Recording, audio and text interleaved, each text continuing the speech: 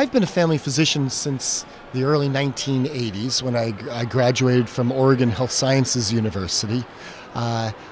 For me, I took a path that is common to many medical students now who keep an open mind through their third year clerkships in medical school. And at the end of the year, there's really nothing that they are able to let go of and imagine that they would have a career without doing those things.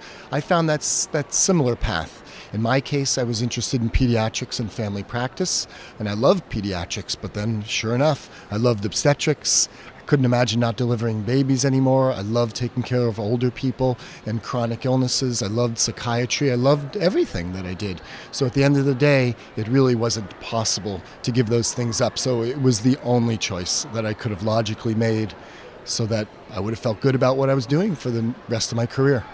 Medical students are almost all interested or open to the idea of primary care, delivering primary care services. They're incredibly brilliant people. They're incredibly idealistic.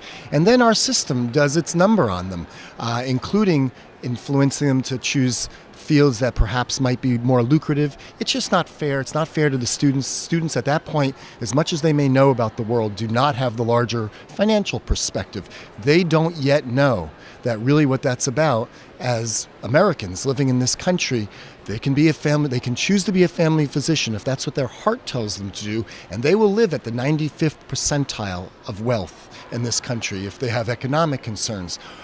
And really all this is about is choosing some subspecialty because of fear of financial issues in the future that might get them up to the 98th to 99th percentile. If they would look at it that way, it's a lot better for them to think in terms of following my passion, following what my heart wants me to do. So it takes away some of that economic fear and imperative, and you can just focus on what is the most fun thing you could possibly do in medicine. And after doing it for this many years, I can honestly say it's a blast. It's the best darn job in the world.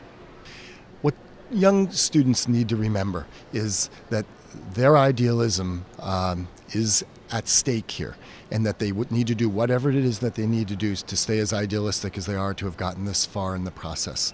It is a wonderful field, and at the end of the day, no matter what they become afraid of in terms of payment reform or a malpractice, all these things that are out there to frighten students that really just aren't that big, at the end of the day, you close an exam room door and you give it everything you have to help another human being. There are very few opportunities to do that in this life.